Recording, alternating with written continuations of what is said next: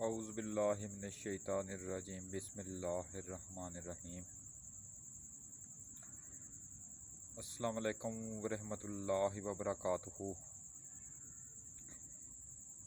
प्यारे दोस्तों, मैं हूं आपका मेज़बान राना शहज़ाद अली। आपको अपने इस यूट्यूब चैनल पर एक बार फिर से खुशामदीद कहता हूं और उम्मीद करता हूं कि आप सब लोग भी खैरियत से होंगे। नाज़रीन, आज की इस वीडियो में हम बात करेंगे कि चावल की फसल के अंदर कौन से काम किस वक्त पर करने चाहिए।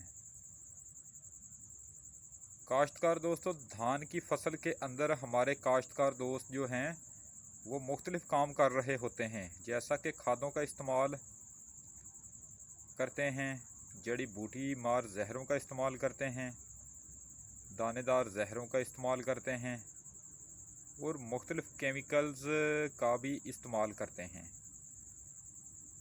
तो दोस्तों, अब ये तमाम काम चावल की फसल के अंदर किस तरह करने चाहिए, किस वक्त पर करने चाहिए, यानी उसका मुकम्मल शेड्यूल क्या है, आज हम उसी टॉपिक पर बहस करेंगे।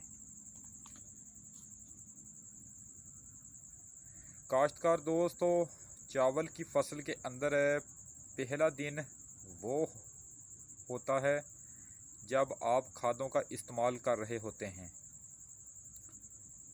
खादों का इस्तेमाल आप ज़मीन तैयार करते वक्त ही कर दिया करें।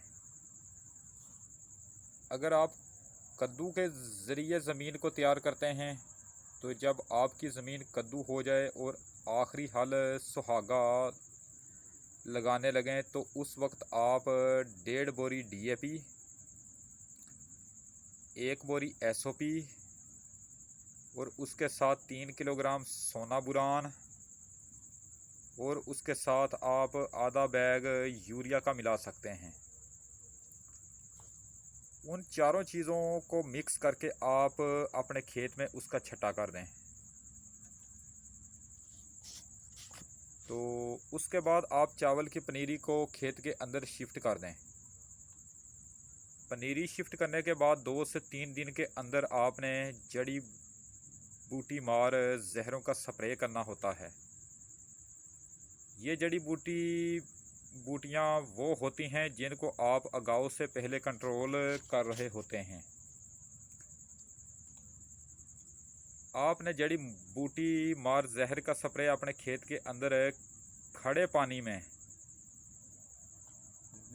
कर देना है।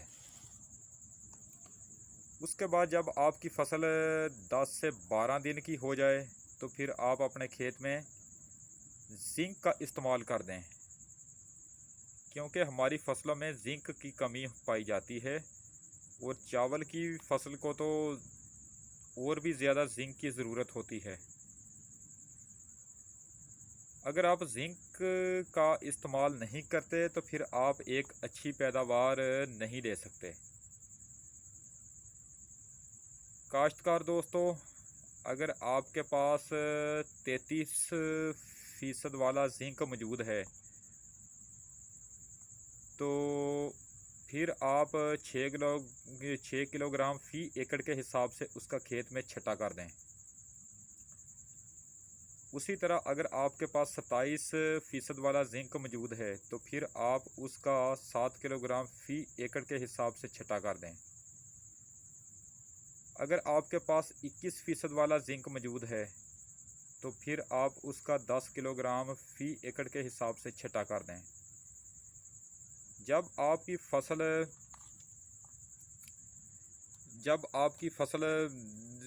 ज़्यादा 20 दिन की हो जाए, 18 से 20 दिन की हो जाए तो फिर आप जड़ी बूटी मार जहर का स्प्रे कर दें। अगर तो आपने शुरू में जड़ी बूटी मार जहरों का स्प्रे किया था तो फिर अब आप जड़ी बूटी मार जहरों का स्प्रे ना करें। काश्तकार दोस्तों, जड़ी बूटी मार जहरों का स्प्रे करने के बाद आप 24 से 36 घंटे के अंदर अपनी फसल को पानी लगा दें। और 5 दिन तक अपने खेत में पानी खड़ा रहने दें। काश्तकार दोस्तों, जब आपकी फसल 1 माह की हो जाए तो फिर आप अपने खेत में यूरिया खाद का इस्तेमाल कर दें। उस वक्त आपके खेत से जड़ी बूटियां भी ख़त्म हो चुकी होंगी। जब आपकी फसल 35 दिन की हो जाए तो फिर आप अपने खेत में दानेदार जहर का इस्तेमाल कर दें। दानेदार जहर के इस्तेमाल के बाद आप अपने खेत में 5 से 6 दिन तक पानी खड़ा करके रखें। अगर आप अपने खेत में 5 से 6 दिन तक पानी नहीं खड़ा करोगे तो दानेदार जहर सही तरीके से अपना काम नहीं करेगी, जिसका नतीजा बाद में ये होगा कि तने की सुंडी के हमले के इम्कानात बढ़ जाएंगे। जब आपकी फसल 40 से 45 दिन की हो जाए तो फिर आपने यूरिया खाद की दूसरी किस्त फसल में डाल देनी है। उसके बाद जब आपकी फसल 50 से 55 दिन की हो जाए तो फिर आपने अपने खेत का अच्छी तरह मुआयना करना है, क्योंकि ये वो वक्त होता है जब पत्ता लपेट सुंडी आपके खेत में आ चुकी होती है। दोस्तों, पत्ता लपेट सुंडी का भी वक्त पर कंट्रोल करना बहुत ही ज़रूरी होता है।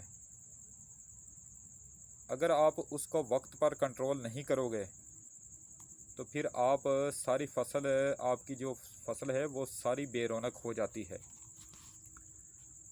पत्ता लपेट सुंडी को कंट्रोल करने के लिए आप कोई भी किसी भी कंपनी का जहर इस्तेमाल कर सकते हैं। उसके बाद जब आपकी फसल 55 से 60 दिन की हो जाए तो फिर आपने दानेदार जहर की दूसरी किस्त डाल देनी है। काश्तकार दोस्तों, जब आपकी फसल 65 दिन की हो जाए तो ये वो वक्त होता है कि जब आपकी फसल गोब की हालत में आ चुकी होती है, यानी चावल का पौधा अपना पेट बना चुका होता है और सिटा निकलने के लिए तैयार होता है।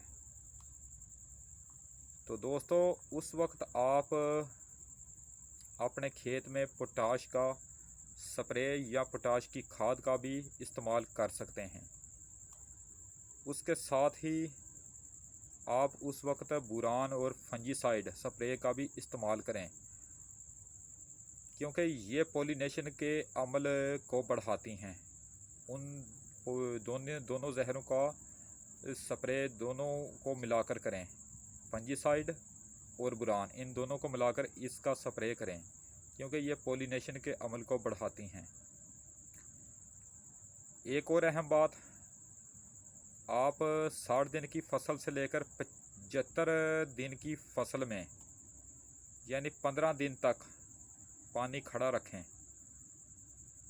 उससे क्या होगा, उससे आपकी फसल में चावल के दानों की भराई जो है, भराई का जो अमल है वो बहुत ही अच्छे तरीके से होगा। उसके बाद आखिरी बात ये है कि आप कटाई से 15 दिन पहले, यानी अपनी फसल की कटाई से 15 दिन पहले अपनी फसल में पानी रोक दें, यानी पानी का इस्तेमाल बंद कर दें। तो काश्तकार दोस्तों, आज तक के लिए इतना ही काफ़ी है। इंशाअल्लाह ताला फसलों की और भी अच्छी मालूमाती वीडियो के साथ आपकी खिदमत में वक्तन फ़ौक्तन मैं हाज़िरी देता रहूँगा। तो वीडियो अगर पसंद आए तो काइंडली इसको लाइक ज़रूर किया करें। वीडियो अगर नापसंद भी आए तो भी इसको डिसलाइक किया करें, ताकि मुझे अपनी खामियों का पता चल सके। और अगर हो सके तो मेरी इसी वीडियो को आगे अपने दोस्तों को फेसबुक, व्हाट्सएप, इंस्टाग्राम और ट्विटर पर लाजमी शेयर कर दिया करें। आपकी बहुत ज़्यादा करम नवाजी होगी, बहुत ज़्यादा मेहरबानी होगी। दुआओं में, अपनी ख़ास दुआओं में मुझे हर वक्त हर टाइम याद रखा करें और मेरे इस चैनल का भी ख़ास ख्याल रखा करें। तो वो अगर आप मुझसे किसी टॉपिक पर वीडियो बनवाना चाहते हैं या मुझे किसी कीमती मशवरे से नवाजना चाहते हैं या मुझे गाइड करना चाहते हैं, तो फिर आप कमेंट सेक्शन में मुझे कमेंट लिखकर अपने कीमती मशवरे से नवाज सकते हैं। तो इसी के साथ मैं अब आपसे इजाज़त चाहता हूँ। इंशाअल्लाह ताला अब आपसे दोबारा मुलाकात कल होगी एक नई वीडियो में एक नए टॉपिक के साथ। उस वक्त तक के लिए मैं आपसे इजाज़त चाहता हूँ। वीडियो को लाइक करें, चैनल को सब्सक्राइब करें और बेल आइकन पर ज़रूर क्लिक करें। अल्लाह निगहबान। खुदा हाफिज़। रब राखा।